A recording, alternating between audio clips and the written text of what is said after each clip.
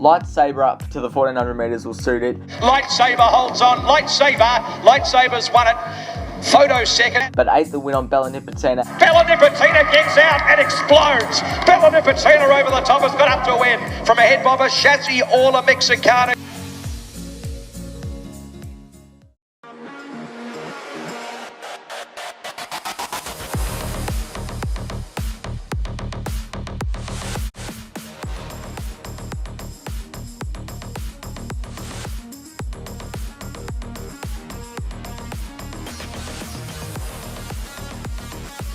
Hello everyone and welcome to my Underwood Stakes Day preview, previewing the Underwood Stakes and many more features on the card at the Sandown Hillside track.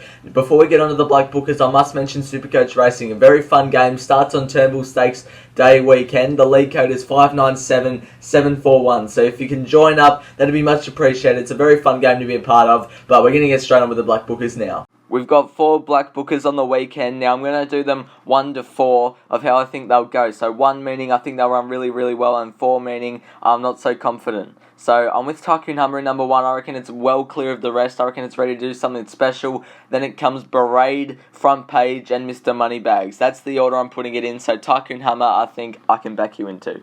Race 1 is a mare's benchmark 90 over the 1,000 metres. ESTA La Roca is the $2.50 favourite ahead of How Romantic at $4.80 first up, and then $7 for Diamonds in the Sky. This is a recent effort of Twist of Fury. It won at Sandown on this occasion. Diamonds in the Sky is back there with the blue and the white, so keep an eye on it as well. Twist of Fury won this race. It was stopping late, but it won it very well. Its last 4 starts at the 1,000 metres, it has won all of them. This was in benchmark 78. Now it comes back, or goes forward to a mare's benchmark 90, but it's against the mares, so I reckon it's good. Gets the claim. Gate 1 will settle in the box seat, hopefully, and do something special at 750. I'm with Twist of Fury. ESTA La Roca is a real speedster. I think it suits the Valley more than Sandown, but it's got to go in there. Queen Annabelle will sit off that fast speed, absolutely charge home. The only query for me is it is up against some up-and-comers, and Diamonds in the Sky ran well there and can run well again. But Twist of Fury is on top for me at $7.50. Race 2 is a benchmark 78 over the 1,400 metres, and $10 is Embolism on this page, but then on the next page, Cirileo misses at $3.10 ahead of Cambourne at $4.40. We're going to take a look at our last start effort of 2 of the favourites, Cirileo Miss and Cambourne. Cambourne had its chance here, tried to keep Cirileo Miss in, but Cirileo Miss was too good for it on this occasion. I'm with Cirileo Miss on the weekend. It's the favourite, but I just like the bravery it showed to get through this gap and charge clear. It's a good sign of a good horse. Cirileo Miss will get a good run from gate 4. Craig Williams sticks with it. I reckon it's a massive chance. Cirileo Miss, number 12 at $3.10. Happy to take it on top. Cambourne can run really well from the back. I don't know if he can turn the tables on Cirileo Miss off that performance, but we'll see. Frankie Pinot will probably get too far back, but he'll be running on well, and Milton Park should get an okay run from the gate. The only query is the 61 kilos against the likes of Cirileo Miss and Cambourne, who are my 2 on top selections, but I'm with Cirileo Miss. I reckon it can win race 2. Race 3 is for the 3-year-old Colts and Geldings over the 1,400 metres. LINAS Legend is the $3.10 favourite ahead of Taunting at $5, and then Sandy Prince is at $5.50. This is the last start effort of Sandy Prince at the Valley. Set a fast speed here and peaked on its run late. So stepping back down to the 1,400 metres will suit this horse. And if it can go a bit slower, a sit and sprint, that's going to be right up its alley. And if it can do that, I reckon it can hold off the likes of LINAS Legend. Sandy Prince has accepted for the Valley on Friday night, and I'm more confident about it at the Valley. So I'm really hoping it gets scratched from here, but if it doesn't, I'm happy to take it on top.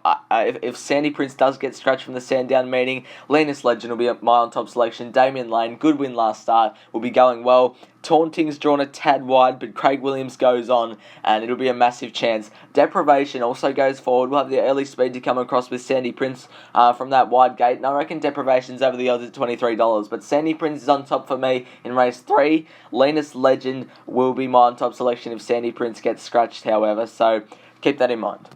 Race 4 is the listed Jim Maloney Stakes over the 1400 metres. ZOUZARELLA is the $2.15 favourite early ahead of Mac and Cheese at $5, and there's Literary Magnate at $7. We're going to highlight 3 runners, Queen of Dubai, ZOUZARELLA and Mac and Cheese. ZOUZARELLA won this race at the Valley very well coming on from the back. Mac and Cheese did well considering it's not suited to the Valley or 1200 metres. I thought Queen of Dubai also did very well. Sat on speed off a fast-ish pace. So up to the 1400 metres will suit Queen of Dubai as well. I'm with Queen of Dubai on the weekend. I reckon it's over the odds. From gate 1, will settle up front. It'll take some running down up to the 1400 metres, I feel. Mac and Cheese obviously will be better getting out to Sandown and 1400 metres. But I'm with Queen of Dubai. I reckon it's over the odds. Fortunate Kiss is mapped for a good run. It'll settle just in behind them, peel out and do its thing. It can win. I reckon that's over the odds. And ZOUZARELLA, I thought was a tad short early, and I've taken it on, but it's in there for 4th. 8 each way on Queen of Dubai, 3 each way on Fortunate Kiss. I reckon they're both majorly over the odds, and I reckon we could get a win here. My best of the day comes up here. It's the Group 3 Sandown Stakes over the 1500 metres. Elephant is the $2.80 favourite ahead of Cherry Tortoni at $3.10, and Harbour Views is there at $5. This is the last start effort of Elephant in the Fian Stakes. This form has been franked with non-conformists coming out and winning at Caulfield last Saturday, along with Sierra Sue, who won the Sir Rupert Clark Stakes last weekend. Superstorm just pipped it here, but Elephant, it's 8 starts for 7 wins and 1 second, and the only time it's lost is on this occasion when it got beaten by a Nostril. Damien Lane goes back on. I reckon it's well suited to the small field. Gate 4 will get a good run, and I reckon it's got a fitness edge over most of its key rivals in the market. I reckon I'm happy to take it. 30 the win on Elephant, 15 the win on Ziegfeld. It's also the fit horse. We'll go forward for Damien Oliver. Will settle in the lead and will take some running down. Cherry Tortoni may need one more to get to its peak, but Sandown Hillside suits it, and I reckon it can win. Harbour Views beat Cherry Tortoni last start, so it's going to go in there for 4th, but I'm with Elephant, the best of the day. Race 6 is an open handicap over the 1800 metres. Floating Artist is the $3.90 favourite ahead of Dr. Drill at $4.80, and there's Skyman down there at $4.60. This is the last start effort of Floating Artist and Skyman at Flemington. An open handicap over the 1700 metres. Floating Artist got the absolute gun run and peeled away and was too strong late.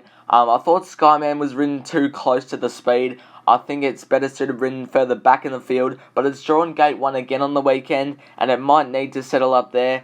I can't see Skyman turning the tables on Floating Artist off the back of this performance, and I would have liked Skyman to draw out a bit wider. I'm with Floating Artist. I reckon off that last start effort, it's got to be above Skyman. So I'm with those two on top. Sherwood Forest is over the odds at 40 to 1. Race wide without cover in that Skyman event, and can definitely win with cover this time. And FURRION, don't doubt the class of FURRION. It's got to go in there for 4th. But I'm with Floating Artist and Skyman, leaning towards Floating Artist in race 6. Just a watch weight race for me. Race 7 is the feature, the Group 1 Underwood Stakes over the 1800 metres, and Zaaki, the exciting horse, the $1.28 favourite ahead of Probabile at $5, and then out to double figures $11 for Superstorm. This is the last start effort of Zaaki in Sydney. First up over 1400 metres, did absolute dynamite good here. Second up on the weekend up to the 1800 metres, suits it. From gate 3 will settle on a slow speed. It's a sit and sprint and will absolutely bolt away from them. I'm not going to say the M word